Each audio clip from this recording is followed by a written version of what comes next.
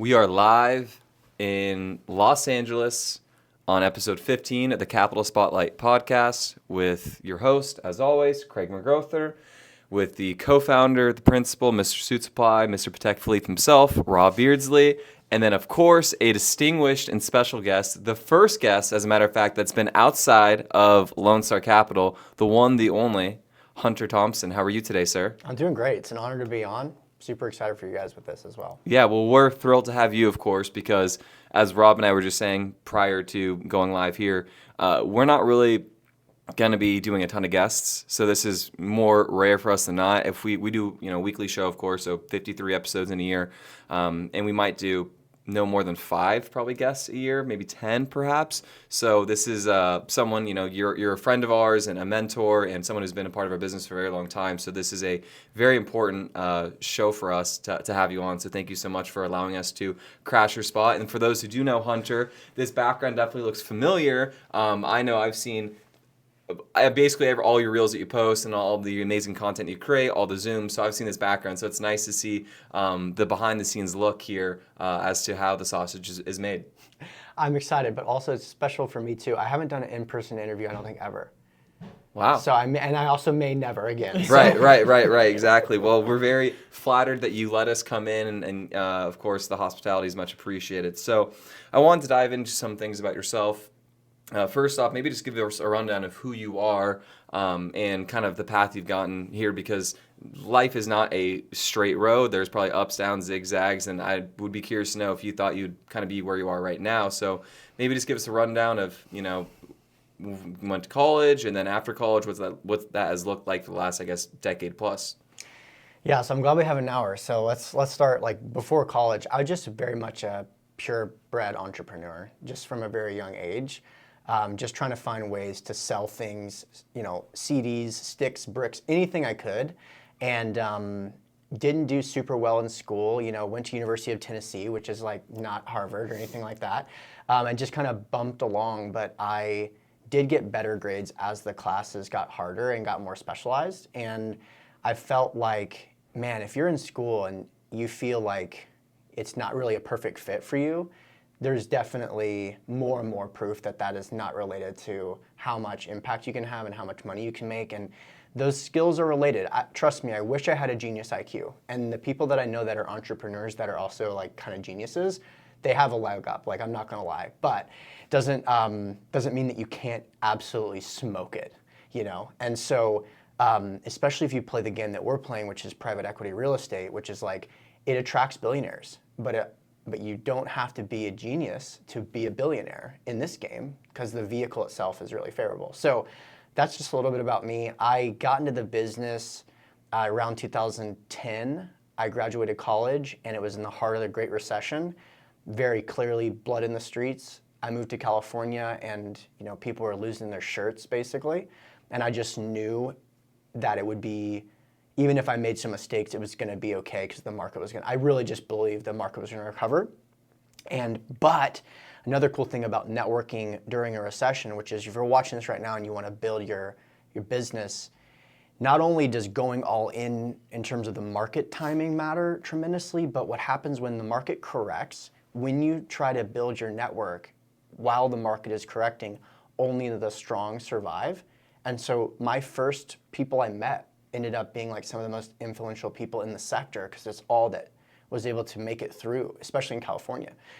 So my first mentor was Jeremy Roll, a very well-known passive investor, and he basically taught me about what passive investing was, the fact that you can invest in other asset classes, not just stocks even, but at the time I didn't even really know that, but multifamily, mobile home parks, self-storage, et cetera, and ended up pursuing a strategy that was just based on diversification. Learned a lot of lessons along the way, and you mentioned changes and highs and lows. I'm definitely in a very unique point in my career, and to talk about some of the huge mistakes I made that have cost me so much, but also just learned a lot of lessons along the way. So it's going to be an interesting interview, I'm sure. Right, absolutely. And then, so thank you so much for the background there. I guess maybe just give us a breakdown of, because as you said, you are a stone cold entrepreneur, to the core. So can you give us an idea of how many businesses you're running, and then what those businesses are? Because we've been associated, I guess, Lone Star Capital and Rob, you guys have known each other for what, 3 or 4 years now? Much more. I'm more like going on 6. Wow, yeah. So, and love to know the breakdown of how you guys got to know each other, but then also just before that, though, if you could give us a breakdown of the many hands of the cookie jar and businesses that you're currently running, would be really interesting.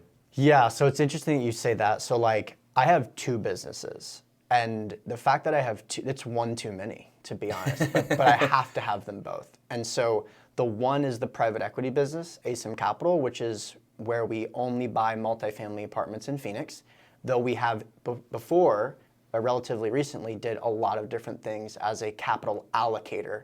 So I raised money for other people's deals for most of my career. And then recently we kind of saw an opportunity to go all in on one niche, one market, which is Phoenix multifamily. I wrote a book about the topic of raising money after I'd raised tens of millions of dollars. And many of the people listening probably have it. It's called raisingcapital.com. By the way, I'm going to interject. Chapter 10 and 11, for anyone who wants to get into real estate, and they left you a voice memo, are 2 of the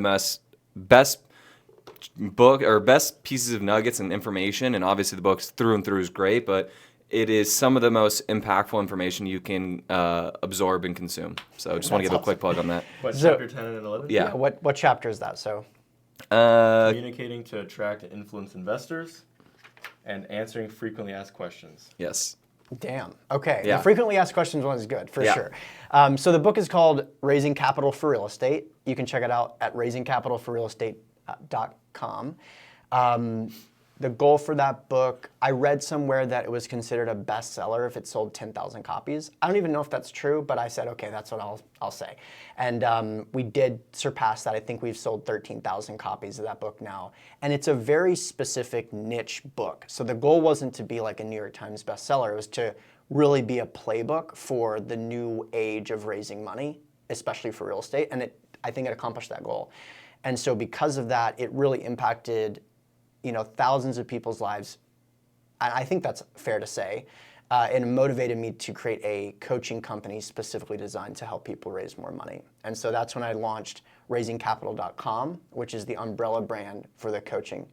And so the reason I cringe, though, when you say that is that, like, it is not the right move to try to think that, let's say you make $100,000 as an entrepreneur, so you can start like 6 other businesses and you make 6,000.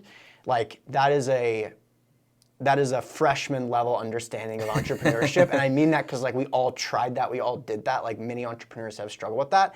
All you need to do is to scale one thing. That's all.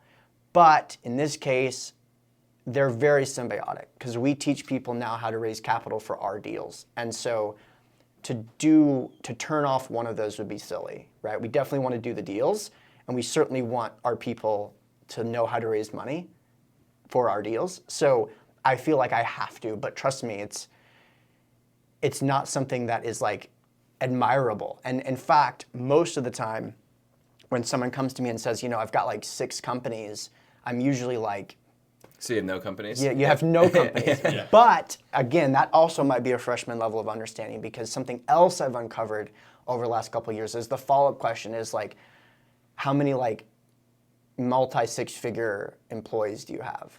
Because if they say that they have at least one for each company, then it's like, okay, now I know. Maybe you are playing the game and you have 6 companies. You've got some COOs in each of those companies. Like, that's a very different conversation. So like I said, man, if you had done this interview with me like 10 years ago, I just so thought I figured everything out. I knew everything about business and investing, and I was wrong like half the time. It was like, it was 50-50. So, but I got a couple of things right, and so that's why we're here today. Right. Well, and trial by error, and unfortunately, the best way to learn is by doing, of course. You can read 1,000 books, but until you've actually experienced it and know it works for you, everything is different in that regard. So I guess, so you have, as you said, you got the 2 companies. You have the coaching company, and then you have ASIM Capital. I guess let's go to the Mastermind first. What was the inspiration behind the Mastermind? How many people are in the Mastermind? And could you give us just a quick breakdown about that and how? Because I get the sense from knowing you that you obviously love real estate for maybe what it can do for you, and please correct me if I'm wrong, but you love the coaching for how it makes you feel and the impact you can create in other people's lives. Because when you are around, like you are, it's funny, he is famous in our community. Like you're very much so niche celebrity, which is really cool. It's enough celebrity where, hey, you're not getting it, bombarded at the airport or someone stopping you a picture. I'm sure that's happened to you before, but enough where when you're around, you're literally like Johnny Depp at a premiere at your event, which is cool. So it's very cool. It's super intentional. And one time someone did stop me at an airport, but we just left an event. So they were like, Hunter! Yeah. Okay, this guy. Right. Yeah. So, yeah, I think that's fair. So I run a mastermind called Raise Masters, which is specifically focused on capital raising. And the goal was to get capital raisers in a room and kind of iron sharpens iron. And so we launched this. The goal, it's not a cheap mastermind. It's not supposed to be. So the goal was to have like 35 people join. And it was a way to kind of supplement my wife's income while she took time off after we had a baby. And so we just had our baby 4 months ago. But it definitely did more than that, right? And she's a baller, but Raise Masters took off like wildfire. And so we hit 35 in a couple of weeks. And then we hit 50 and then 100, and we had done $1 million of revenue in 9 months. And then we just hit 10 million in 31 months. So congratulations. Much appreciated, and thank you for being part of that as well. Yeah, and we do genuinely adore and love the community, by the way. And for anyone who is looking to get into community and wants to meet people or figure out left and right in the business, because a lot of people don't understand the nuances to it, it's a great place to go. And I've referred many people. I don't know if they've come through fully yet, but we're working on that for you, of course, as always. So don't forget your referral code. Yeah, right. Of course. Well, I would never promote anything on this podcast. So yeah. Make the introduction, please. Yeah. God, do it the right way. So, right. Okay. Yeah. So you guys Sorry, don't care Adam. about the referral fee anyway, Yeah. but it's appreciated. Yes. So so the thing though is about that is that like the numbers I just said, like to go from 0 to 10 million in 2.5 years with your clients being able to be like, oh, I love the community, dude, that's hard. Like that's one thing I'm very proud of is that the user experience has not at all felt like we inadvertently got on some rocket ship that we were unprepared for, which is actually what happened behind the scenes. I mean, like the infrastructure you're saying was maybe set up for it, or it just pick a topic. Yeah. Pick a topic and add 10 million to it, because that's what we did inadvertently, meaning infrastructure, emotional capability, level of attention, focus, personnel, like how much you can gain or lose depending on how much situations you're like thinking this is a 6-figure thing and it's an 8-figure thing. Like, but with the focus being on the clients must love the product. And so I'm proud of the top line number, but who cares about the bottom line number? That's always been who cares? The top line number means we're doing the thing I really want to do, which is mess the game up. And that's what our attitude has always been. And so when people see that we've done that, the way we've done it is to focus on the clients so that they're eager to share it, as opposed to be like, screw these guys, they made all this money, they're charging us too much, which is typical of any business. You know what I mean? It's slight resentment one way or another. Of course. And so there's always going to be some of that because we're all just competitive people, but we wanted to overcome that with kind of coming up with creative ways to over-deliver. And so I think we've done that because you just tried to refer someone. There you go. Yeah, right. No, and genuinely, the community is really inspiring. There's just a lot of great brain trust in there, from people that are just getting started to people that raise $50 million a year. It's nuts. So it's really great, and I think everyone's very friendly, and it's a great place if you're a sponsor looking to find people to raise capital, and if you're looking to find great deals to deploy money into, whether as a passive investor or as a capital raiser. You can meet great sponsors like AIM-Sim Capital or Lone Star Capital. So yeah, it's awesome. So let's go back to Jeremy Roll. Yeah. Because that's our mutual connection. Yeah. And so one of the things we wanted to talk about is why we're all sitting here together, right? Because we've known each other for a long time, and our relationship goes a long ways, especially because it goes actually before I even started Lone Star. So you've been there from the very beginning and kind of been a mentor, been a friend in the industry, and pushed us along, in my opinion. So do you want to share a little bit more, I guess, about Jeremy Roll and how we met and how'd you first meet? It's like a couple. How'd you meet? Where was your first date? Exactly. So I actually don't remember. Did we meet for the first time at IREC, which is our conference at the time? It was before that, at Best Ever. Oh, at Best Ever, that first time that we, okay. So this is actually a cool story, especially given what we're doing right now. So Rob and I both wanted to go work out, and everyone always talks like they want to go work out, especially at Elevation in Denver. All those people kind of went away, and now it's just me and Rob, who, by the way, actually didn't bring his workout clothes, but worked out in full dress socks. Yeah. So we were just talking about the moves that he wanted to make and the moves that I wanted to make, and I was kind of saying, you know, the path, the new age of capital raising, what I was going to later write my book about was that content creation and building an online platform is the way to do it. It's the way to create authentic relationships in a one-to-many and hyper-scalable manner. It's the way to have your thoughts be repurposed and reused over and over again infinitely.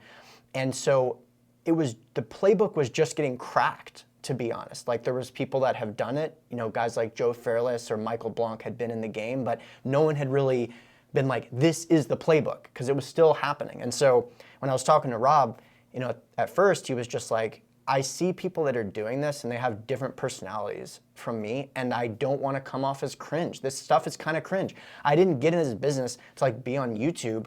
I got in this business to do really solid deals and have really high level conversations with wealthy people, and they're gonna not take it well if I'm acting like this guy. I'm putting some of my words in his mouth, but basically he felt like I can't do this and also be myself. To be honest, that's my takeaway. I hope I'm not also being out of turn here. Let me just tell you my memory of this. And I basically said, if you go down the path of creating content, you will find your voice and you'll make a lot more money and do a lot more deals. And you'll have a lot more higher level conversations with richer people that will have a higher buy-in. Is that a fair summary of the conversation? That's very profound, by the way. Yeah, I mean, and as you can see, just by that little comment there, you could see why I was so motivated to trudge through the snow, to go work out in my dress clothes, to have an opportunity to, you know, have a good workout and a good conversation. And what year was this? Because I think, and contextually speaking, because Rob's not particularly old, especially for the business as well.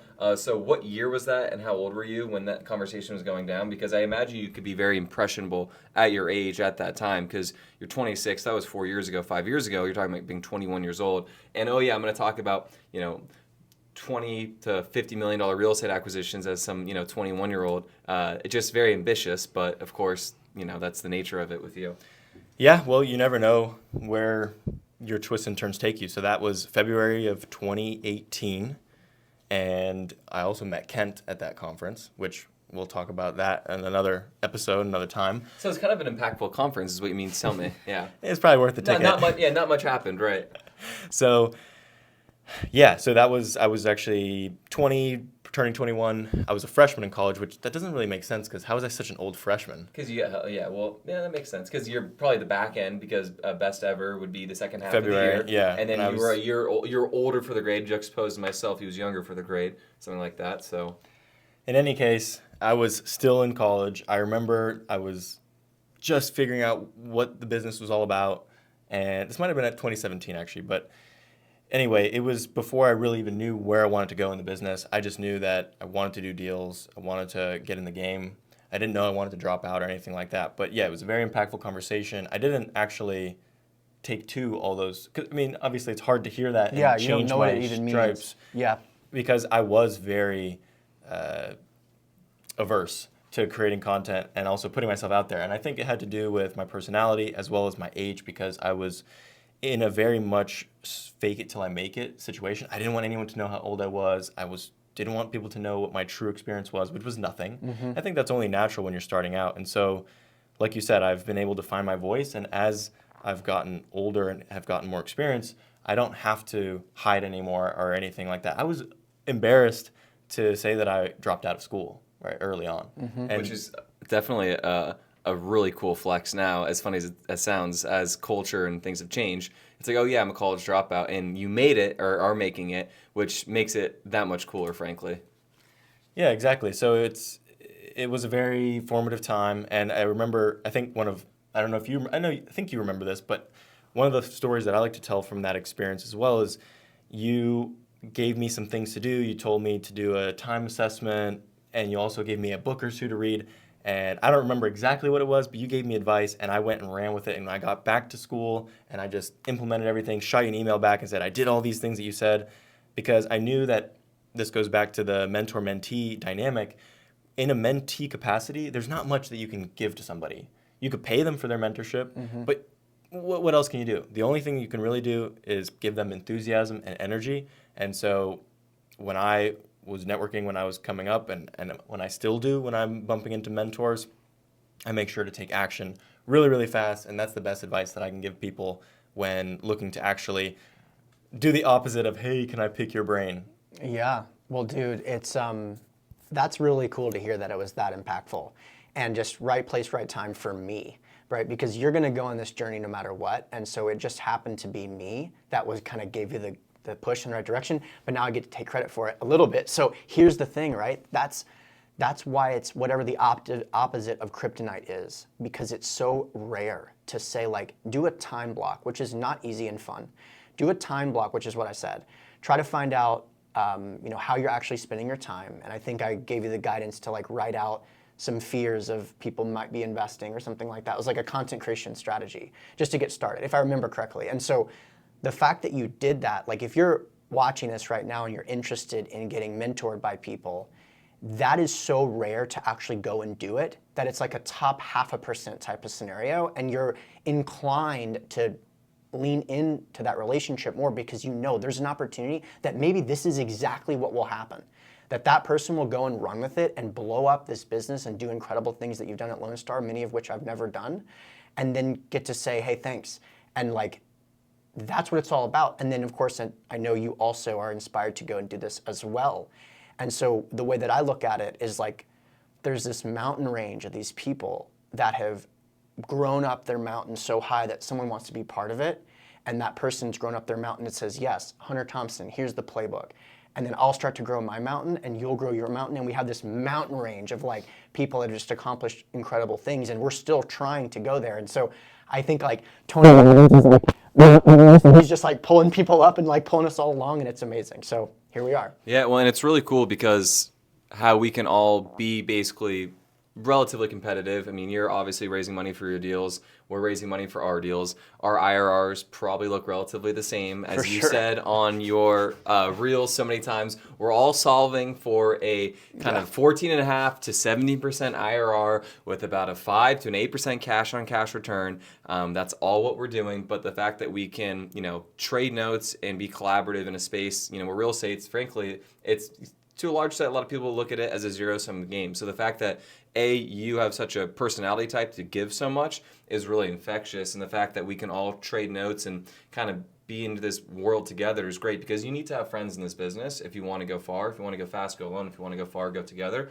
Your reputation is very important. And I imagine, or I know for a fact, but to the extent of it, we don't know yet, but we probably have a lot of overlapping partners and LP investors, which is really cool. And, we know that anytime someone asks us about you, what we say, and I'm sure likewise, it's really positive. So it's very important to have, the community there for sure. And this goes back to show that, taking action is so important, and you've been really, really great at this. And you've talked about this so many times on stage. I think I remember at the Miami Raise Fest retreat, which, by the way, if you want to go to an amazing event, go to the one in New Orleans coming up. But you talked about this, which is the X factor is speed. It's like no one cares how quickly you make $1 million. If you make $1 million in 10 years, okay, cool. But if you make $1 million in 6 months, oh, wow, that's interesting. So the speed and the X factor, which one thing I've really picked up on you, Rob, just from being around you so much, is how quickly you will act and move on something. It's like that. It's like, hey, we have to, okay, boom. Like there's no dilly-dallying. It's just decision and decisiveness, which is awesome. And then, it's funny how you at that time, in 2017, when you're probably 20, 21, were like, hey, this is what I need to do. This is the path. This is how I'm going to execute, which is just really rare, but also really, really cool how that has all kind of unfolded. So good stuff there. Moving on to the next thing I want to ask is, what made you want to transition from being just a capital allocator where you raise money likely throughout the nation to saying, hey, I'm just going to buy in Phoenix, Arizona, which, by the way, best place to live. Yeah. So this is like a whole conversation. I think for your audience and for you, I want to learn from you guys as well. But I had a background playing poker. We kind of skipped over that, but I played a lot of online poker when the poker boom happened. Like fulltilt.net or .com, whatever. Yes, and Poker Stars, and I'll tell a little bit of that story. So I was actually from Memphis, Tennessee, and the poker boom really started like 3 hours from Memphis.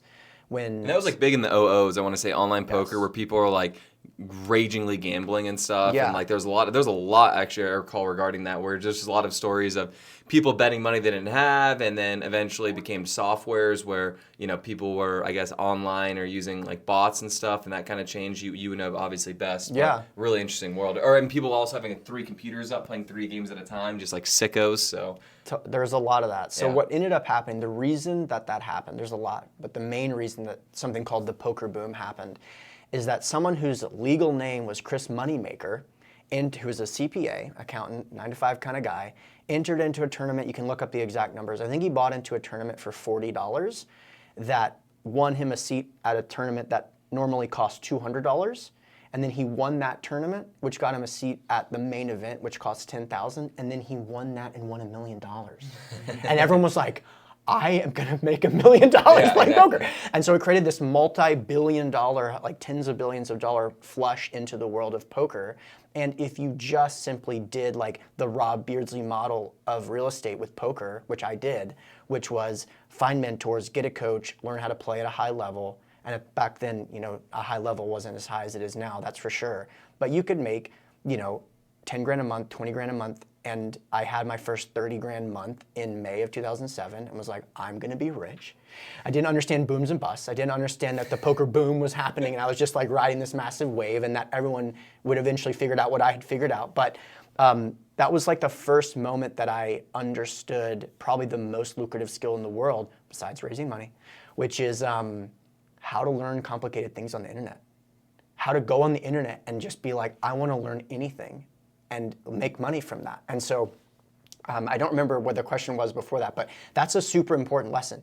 You can go on the internet and learn incredible things. Now, obviously now that's solved, but in 2007, that still wasn't even primitive. Yeah, it still was early. It felt very primitive. And still to this day, there's like ways, whether it be like the drop shipping or Amazon stores, whatever that might look like and be, but there's a lot of ways, whether the NFT craze, people that got early on that, there was a boatload of money, but these windows do open and close, come and go. But that's the important lesson, which is that I love trends and bubbles, and I like being able to kind of predict and participate. And so when 2008 happened, after the poker boom, I was like, I get it. I know what this is gonna be like. There's gonna be this massive run-up of attention. I couldn't have possibly predicted it would be so intense, and that there would be all these players and that this whole like rush of younger and younger talent. But that's exactly what did happen. Right. So with that said, raising capital. So what made you want to transition from raising money for other people's other sponsors, other folks like yourselves, or the Rise 48s, or the Tides, to switching to being, hey, it's ASIM Capital, we're the owner operator GP. Okay, so after all of the craziness, when I got into this business, the reason I tied it into poker was that I was making decisions with limited information. And so the limited information that I had in 2008 was that I'm not trying to get wiped out every 10 years. And so that was the number one thing. Think about it from my perspective. That was like all I saw, 2010. Divorces, people moving home from college unexpectedly, just nightmare, right? So is there a way to avoid this? And the thesis that I came up with was hyper diversification in recession-resistant assets. That's a pretty good thesis with that limited information. But, my friends, when you play it out at a large scale, you start to run into some serious headwinds. And so when you are a passive investor and then you become a capital allocator, which was my path, first helping my mom just get money out of the stock market, later just investing myself, and then pooling groups together in fund of funds to invest with sponsors like yours. If you take that to the nth degree, all of a sudden you're talking about tens of millions of dollars deferring to a third party. And so there's huge hurdles with that, right? As an investor, you want diversification. as a business owner, especially as you grow, you start to want different things. You want vertical integration. You want economies of scale. You want control rights. Ancillary businesses that fall in line with what you're doing currently that Yes. will make your systems and processes substantially better, right? Yes, and so I wasn't being a jack of all trades. I was only trying to find good sponsors. But anything, if you are a significant passive investor, now you know, after doing a deal or two, you know that there are a spectrum of sponsors, which to me at the time with that limited information, I didn't understand. Self-storage, mobile home parks, these are good. I didn't understand that like there's tiny little minutia details and decisions that are made through the hold cycle that really matter over the long term, both in terms of the IRR and the investor's experience. And so the more advanced you get, you start to think about things like, hey, if there's a refi, how much of this should we give back to investors versus hold in reserves? And should we get fixed rate debt versus floating rate debt? And if we are going to have a capital call, how would we communicate that to investors? Like, you don't know all that going into most deals, and yet People change as well. And that's another thing. As markets get weird, people get funky. When everything's high and rates, when we're all riding high and everyone's a genius because you bought, in 2018, 2019 with, floating rate debt and, rates get cut, everyone's a genius, everyone's the smartest guy, everything's warm and fuzzy, rainbows and sunshines until you get punched in the gut. And then, people could drop off or that's when control probably comes, I have to imagine on your end, really important. Well, as you scale, that's going to matter, right? So like as you start to bring on employees and you're talking about tens of millions of bucks, not hundreds of thousands, it's like we should stop thinking like a passive investor. That was this realization, like what was I thinking? Like I'm working my butt off for a 15% IRR. What was I thinking? It's crazy, right? Like you would never do that. Now, passive investors that are watching this, it's passive for a reason. Yeah. The 15 IRR is reflective of that. But I wouldn't want to build my career around a 15 IRR. Now I'm a business owner and I think like a business owner. 100 grand isn't going to double in 5 years. I will buy a $100,000 employee that will double every year, right? And they themselves will appreciate as we kind of invest in them.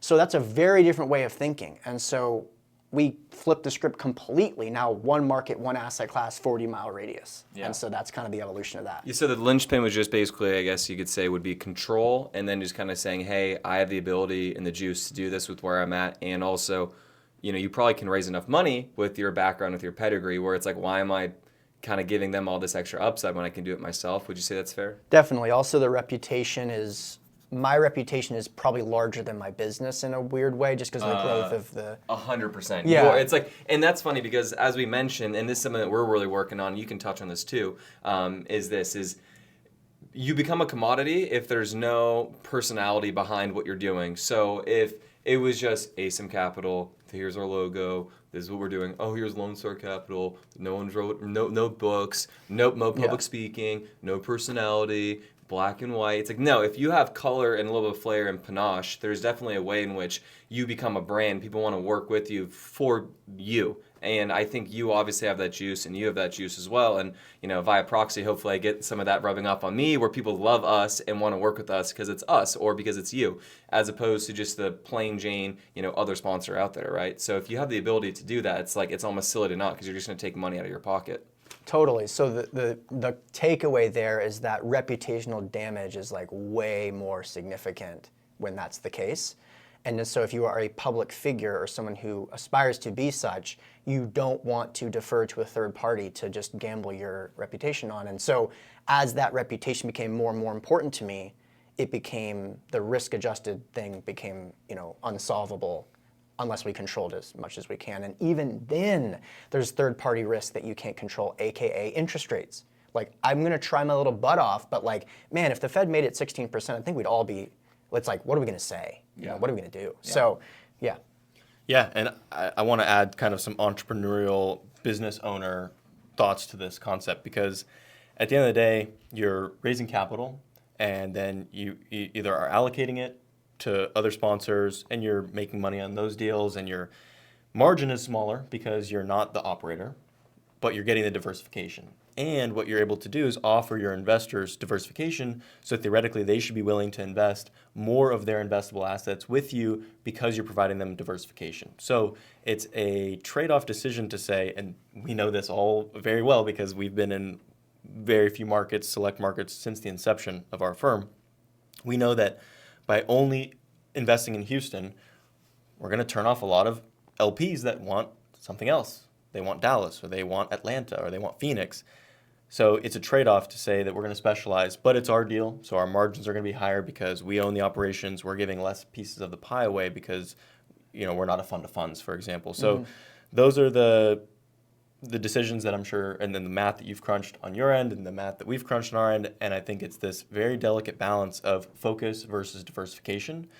And we have slowly grown over time to ensure that as we grow and add markets, we're not diversifying or confusing our investors. Diversifying, it's funny. Yeah, I think that's a Warren Buffett term, but because Warren likes to put all his eggs in one basket. But so that's an interesting concept that I'm sure you thought about. The other thing too is the investors.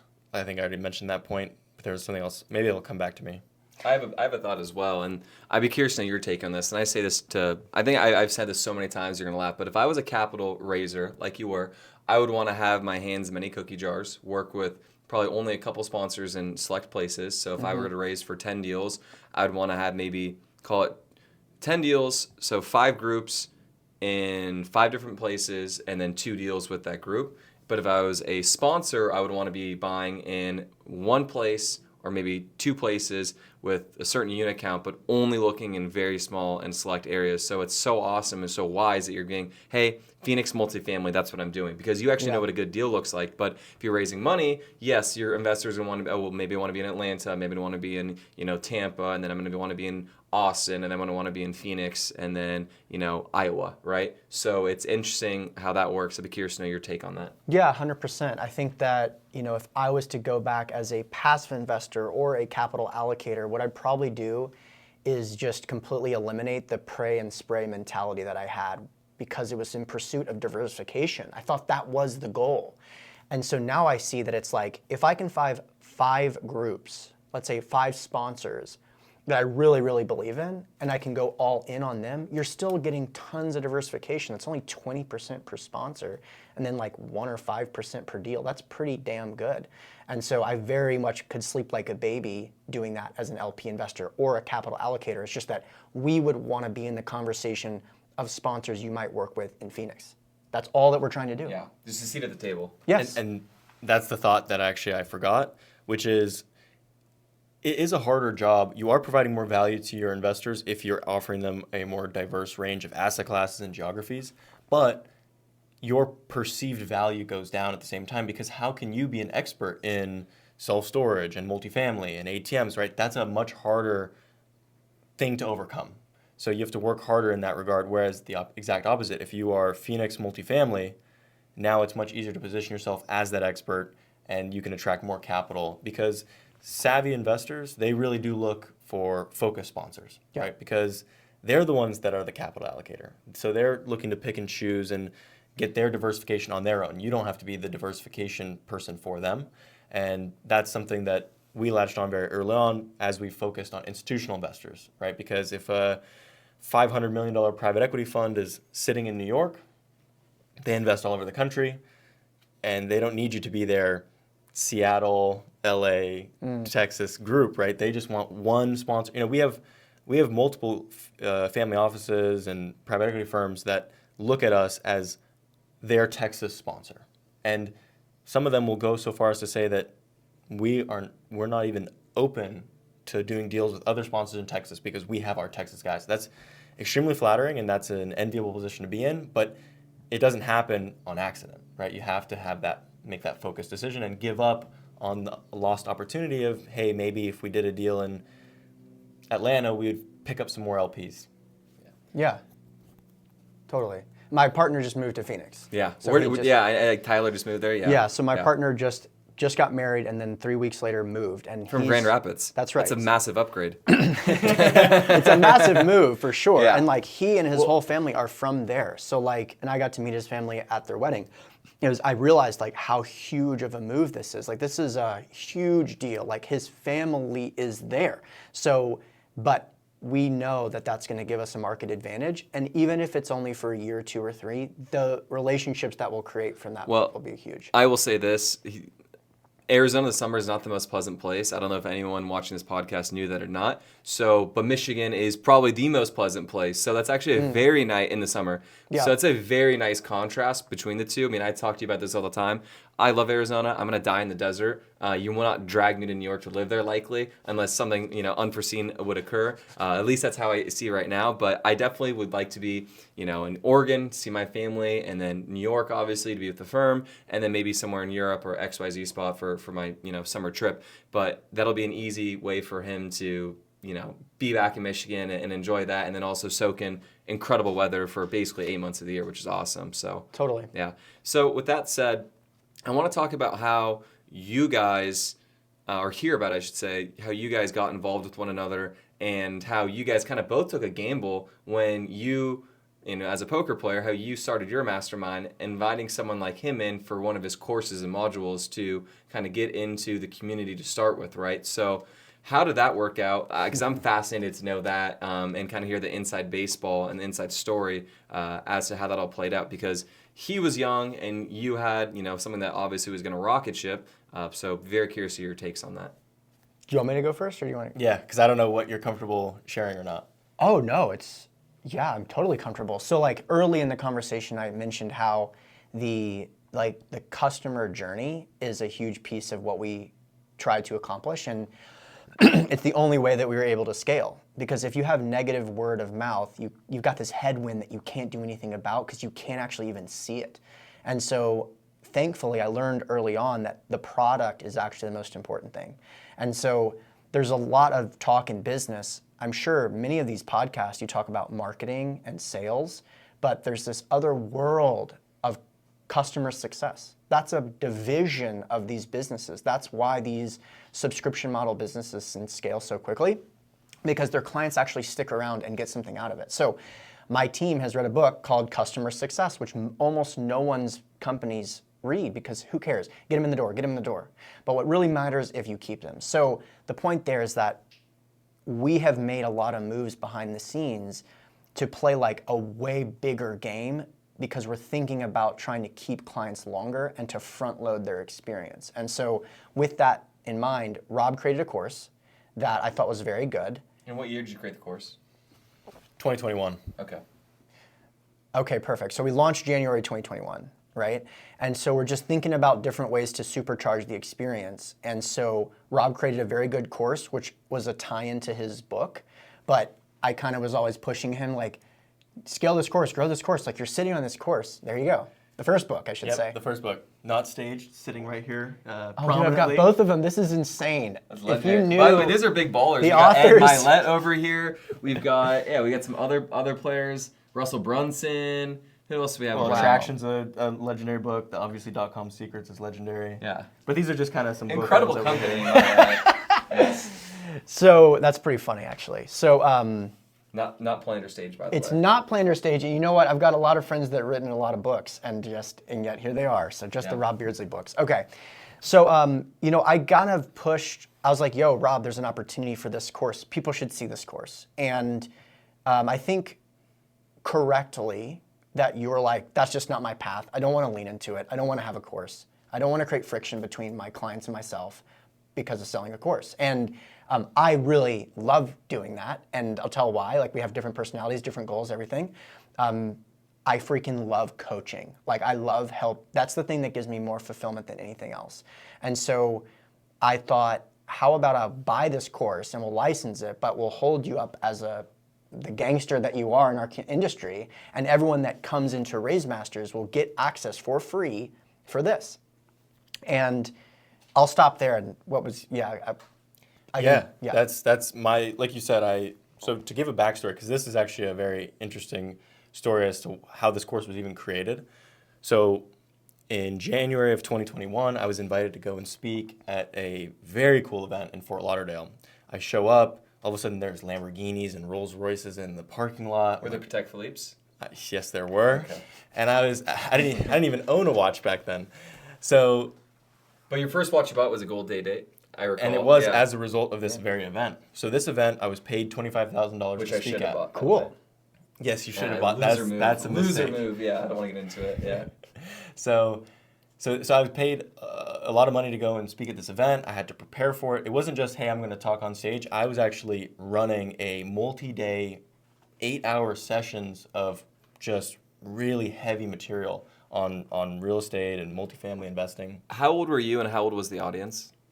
I was 23, In the audience, and the audience average age. was, I don't know, in their 30s and 40s.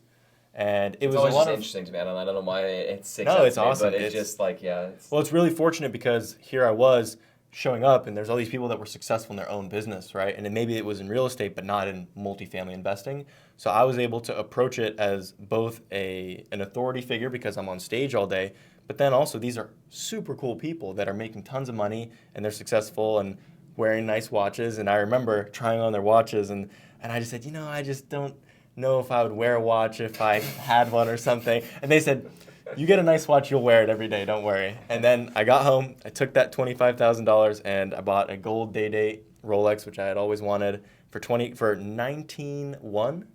And then I remember offering it to Craig because I was ready to move on from that watch. He was going to do a seller carry finance for me. I was gonna seller finance it. With a 0 interest rate, by the way. That's what a friend he was, yeah. And anyway, if you can get that deal right now, send it my way. I'll buy any seller carry at 0% for the record. So yeah, I was making a very compelling deal.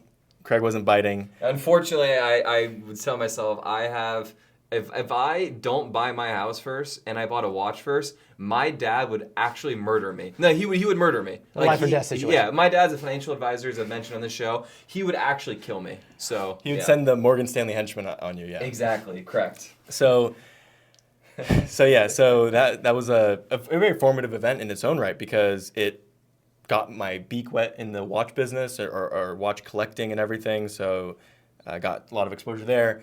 And one of the guys that I met and became friends with was actually an immigrant from Lebanon. And he came to the States to be a nurse. And he ended up creating an online course, how to pass the nurse exam. And at the time, he was selling $500,000 a month in this course. Oh, yeah. Right? This is unreal numbers, especially because the ticket was like, I don't know, $250 for the course or something, $400. So He's pushing volume. yeah, He's moving weight. So and he was gracious enough to see and be excited about my ambition from the event, and he invited me to go to his home, and he said, "Come to my house. We'll spend the whole weekend filming the course. I'll edit it all for you. I'll build the website. I'll do everything so that you have the front end and the back end. I'll record ads for you and do everything for this course." So you can have a course and make $500,000 a month selling a course just like me. And I said, okay, great. I'd be an idiot not to do this. He normally charges an arm and a leg for someone to come to his home and do this. I got to spend time with his family and everything and see his operation. Very, very cool stuff. His watch collection. So drive his Lamborghini. So I couldn't turn it down. But like you said, to my core, I just don't love the idea of being a course salesman and all that stuff. So while I was really appreciative of having his help and to have this thing put together, it wasn't something I was interested in talking about or actively selling, because in my view, it would depreciate my brand in the eyes of the private equity firms and the family offices that I was looking to attract. So Yeah. it was a match made in heaven where you saw the exact opposite and it was a perfect fit, and I think we're all very happy. Totally. Now, one important thing there is that the structure of how we did it, and this is a really important lesson for anyone. So the person that kind of founded direct response marketing, which is the marketing that I use to scale Race Masters, is Dan Kennedy. And he used to write sales letters for people. And he would say, I'll write your sales letter for $100,000, and then you give me 10% of the company afterwards. And so he wrote this amazing sales letter. They give him the $100,000, and then he'd say, hey, listen, this is amazing. And the first month that the checks would start coming in, they say, how about this? You can buy me out for $100,000 extra. So he would get 200,000 as opposed to the interest in the company. And they would always do it. And he apparently did this for like hundreds of companies and never took any equity. And here's why. When you take equity or you do some kind of licensing agreement, that like excitement of Rob, that was, oh my gosh, someone wants to buy my course. Dude, like a year in, I'm like, I can't take this anymore. Like I'm still sending this guy checks. Like I'm just Resentment, yeah. Yes, of course. Like the course isn't that good. I forgot about this. No. I was like, here's the option. Let me just send you a wire right now, and that'll be it. And I think you were like, but there's so much opportunity. I was like, okay, I'll send you a bigger wire right now. I totally forgot about this. I remember you were sending me, I don't remember, it was like $500 here, $1,000 here, $500, and you're like, I'm tired of sending you these checks all the time. Yeah, Right. for sure. And so, but that's an important thing because then we leave like on such good terms and he's a hero, I'm a hero, the money happened and now I don't even know like how many people have seen the course, it doesn't matter. Like, but the more the better for both of us. And this just goes back to having proper business relationships and treating everyone well. The biggest thing I really work on in my life personally is just making sure that everyone has a good thing to say about me and that I treat everyone with respect and everyone has a good experience. So the fact that there was a great experience here on both ends is incredible. But in addition to that, what we've been able to do and accomplish together in the sense that, hey, you guys both feel whole, but then also the promotion and the publicity you've helped us out with regards to your events, with regards to giving us a platform and basically making us authority figures in your own community, which is very gracious of you as we're all very competitive people, letting us be, I remember when we saw the Race Fest in Louisville and we saw the poster and we see Rob's face really high up, it's like, oh, that's sick. And like you helped us out with that and like little things like that's not little, especially as a firm that's trying to grow and, helping us, become larger than life and helping us become a brand, you giving us that and accommodating that and being so cool.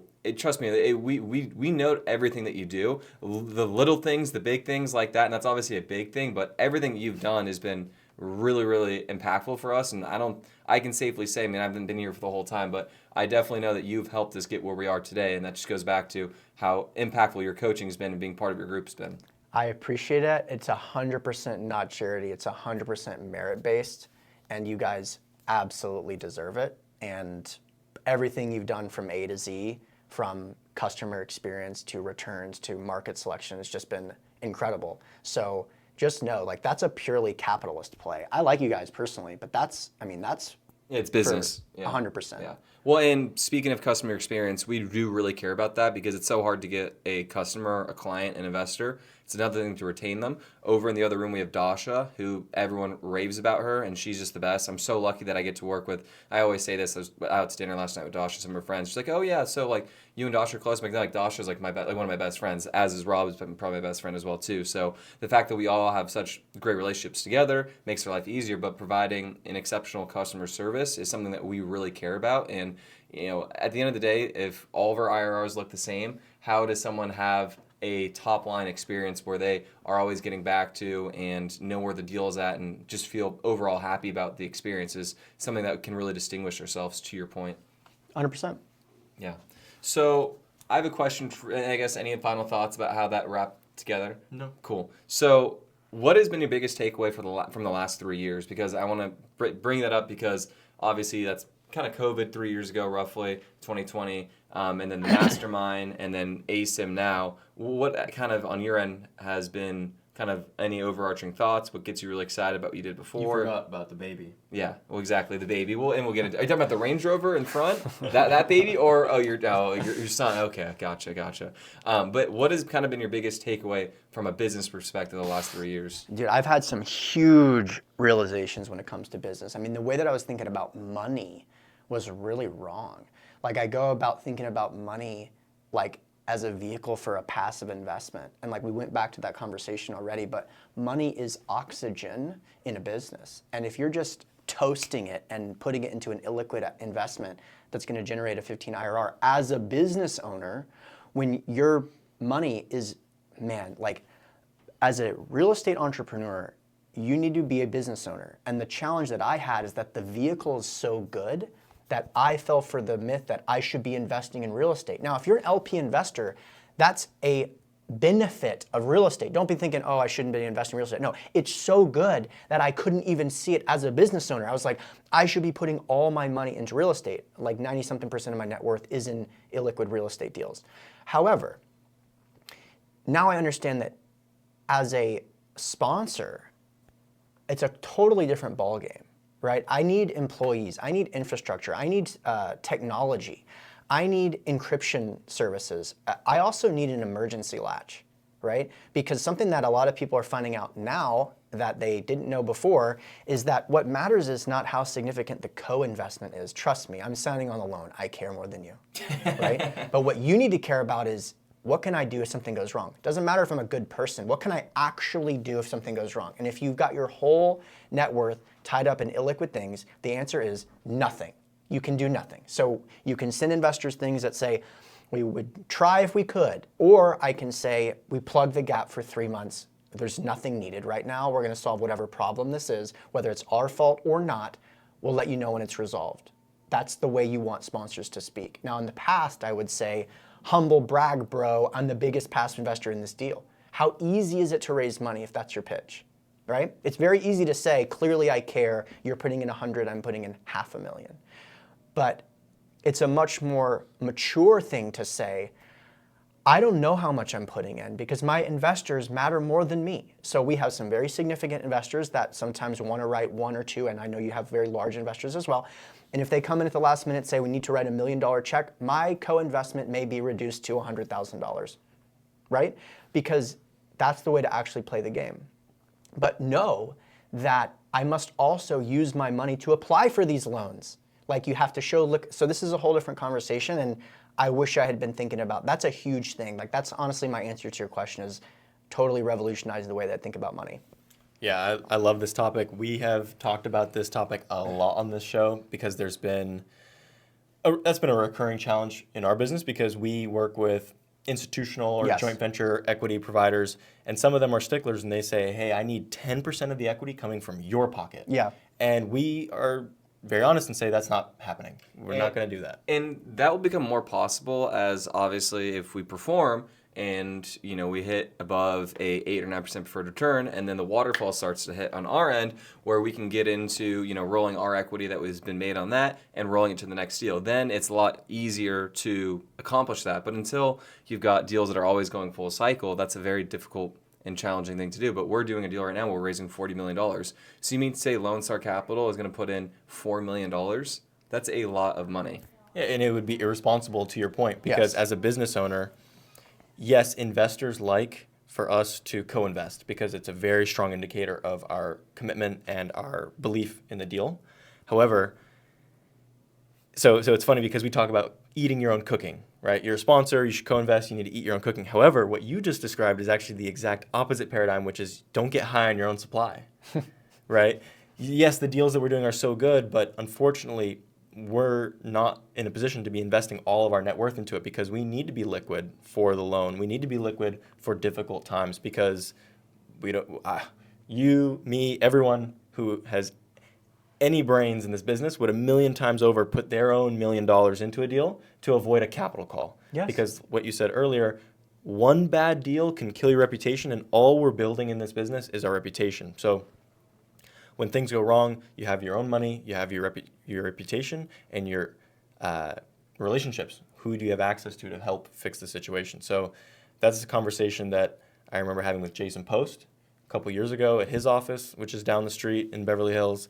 And he was saying, yeah, it's super dumb to be co-investing all your own money. You need to be hiring people, and you need to be growing the business and thinking as an entrepreneur, which is how do I double my 100K, not put it in and get some monthly, couple $100 a month in cash flow. Yes, but please hear me, passive investors. I know there's a lot of you that listen to this. There's an important distinction. Like real estate as a passive investment is a miracle. But don't, as a business owner, if you are on the active side, don't fall for the myth that you should be thinking like a passive investor. So I think we made that point clear, but I just want to make sure. Like, we raise LP money. I love the product. My mom invests in these deals. I believe in this, but my mom is not working 60 hours a week, managing all these employees, dealing with technology and solutions, and trying to make a better experience for the customer. That takes money, my money. Right. I love that. final question, because we're coming into the hour mark and we want to be respectful of your time. What is, and this is going to be a really broad question, but what does your future look like in reference to the businesses with ASIM and with the Mastermind? Well, now we finally get to do the thing that was always the vision. So for a while, I was under a broker-dealer, and I was raising capital for other people's deals. No disrespect for them. I don't know if they still listen to my podcast, but maybe they will. They used to have to listen to every single one. So it was honestly traumatic, and I don't know how much it cost me, but a lot of just heartache and money and just disaster and regulatory creep. It was really, really bad. One of the problems, though, is that we couldn't really, in a timely manner, market our deals to our audience. So we'd have to wait until the last minute, and the deal was totally buttoned up, and then we'd send it out, and then we'd try to fill it up, and we'd raise like half the amount of money we wanted to because of the timeline. But it's all because of that review and approval process associated with broker-dealers. So we stopped that relationship because now we're doing our own deals, and now we are marrying the two companies. So helping people raise capital, and because what we teach actually works, they can actually raise money for our deals. And especially now with where the market is and the things that are happening in Phoenix, we're very confident that those deals are going to perform. And so we're willing to bet our reputation on those deals and our coaching business and our coaching clients on those deals.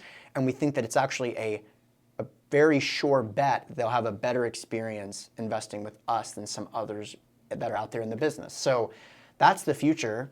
I think that when we launched Raise Masters, the way the first couple months went, I had this vision that I was going to walk on stage and get this award for creating a $10 million company by next week. Because next week is where the conference is that we get the award. And so that's exactly what's about to happen. So it was very clear that I was like, I know this trajectory, and if we don't blow it, we have an 8-figure thing in 2.5 years, and it's totally what happened. So, I've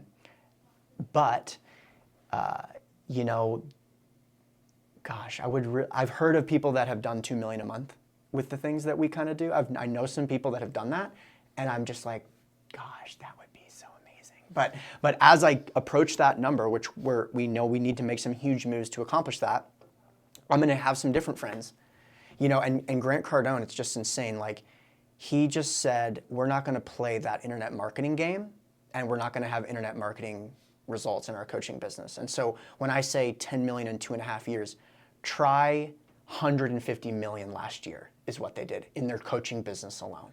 And so you're like, oh, is that legal? Like, is that allowed? And so then that's a $1 billion company. Yes, yeah, 100%. And so Grant is very special, and he's got a lot of things that I don't have, as do both of you. But who cares? This is the point of capitalism. You can make your own rules and do whatever you want. Yeah, and it's funny you said it's funny. I think right when you graduate college, which we kind of talked about, it's like, oh my God, I just want to make $100,000. It's the number, and then okay, you get through that. Okay, now I want to make $200K. Now I want to make $500,000. Now that. Then you want a couple possessions, and then you really start learning more. And for those whom have a calling to be excellent, which I know for a fact you guys have a calling to be excellent, you're incredibly competitive. I feel I have that as well. Your mind starts to open, like, wait, how is that person doing that?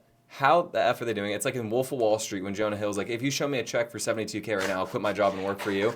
It's one of those things where it's a mind-bending experience where it's like, that person is doing that. And then when we hear some people, buying the amount of deals they're buying, it's like they can raise money like that. How do they do that? How can we do it? Success leaves a blueprint. So it's just surrounding yourself and not putting a limiting belief on what is capable for you is super crucial. So totally. Can I please say something about that? So I mentioned the revenue number. That's super internal focus, and if you hear that, you're like, who cares about that from a user experience? That's just reflective of us doing what I actually want to do, which is to mess the game up.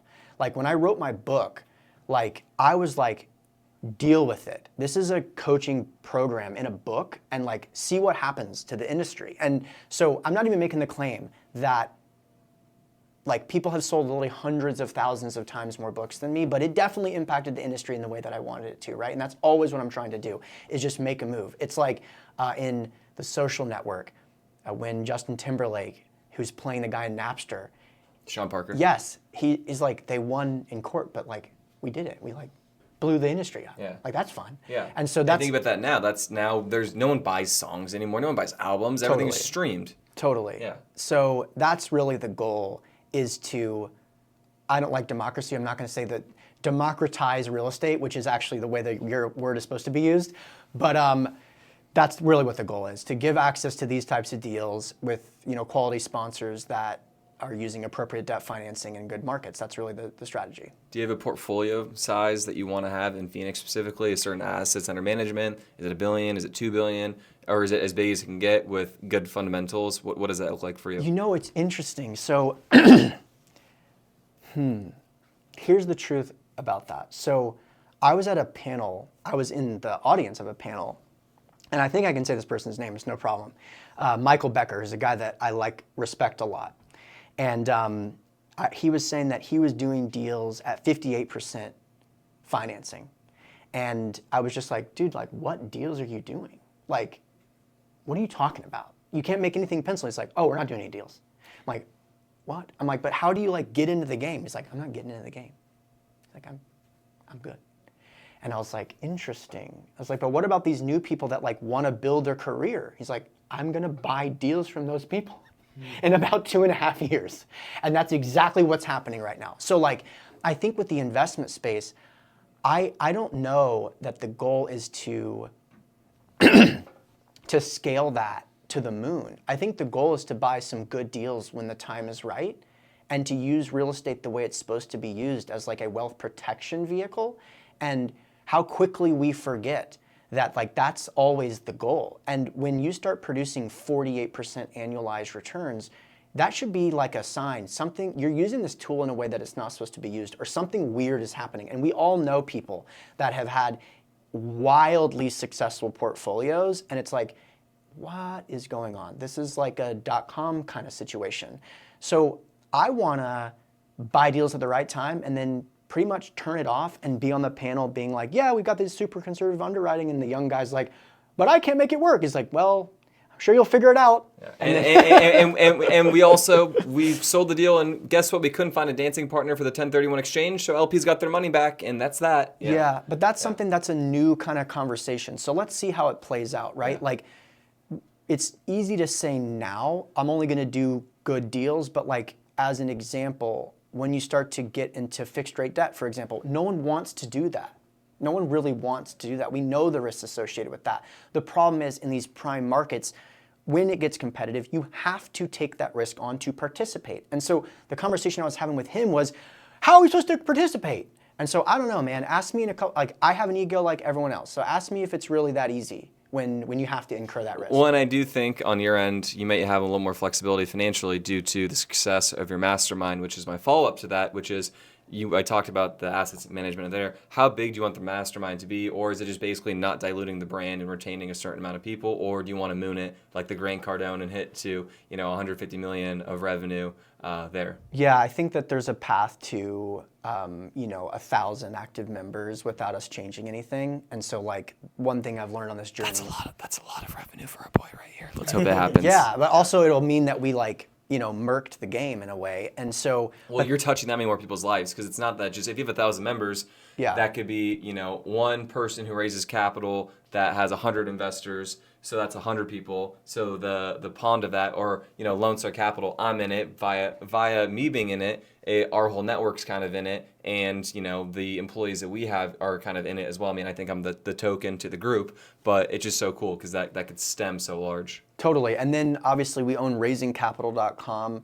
This venture into being an operator, that will create an opportunity for us to teach more than just raising money from a high level of proficiency. And so that could also be something really successful as well.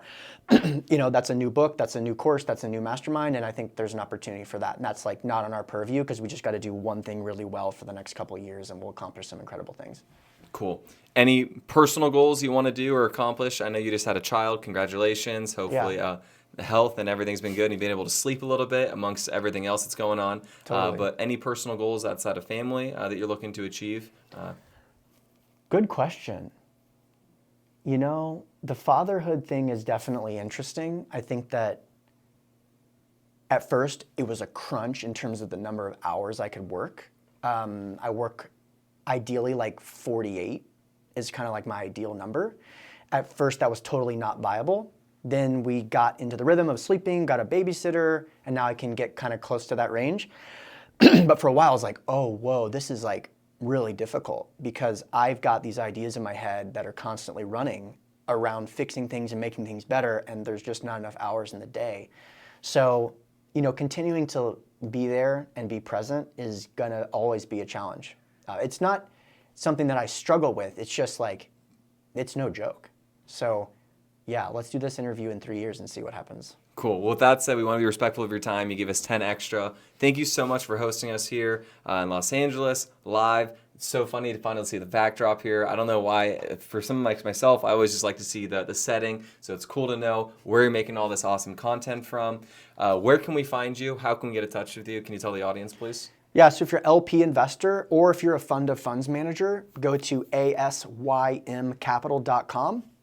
And if you want to learn about raising money, go to raisingcapitalforrealestate.com. One last thing, I just launched a course for free, which, by the way, I should totally pitch this to you guys.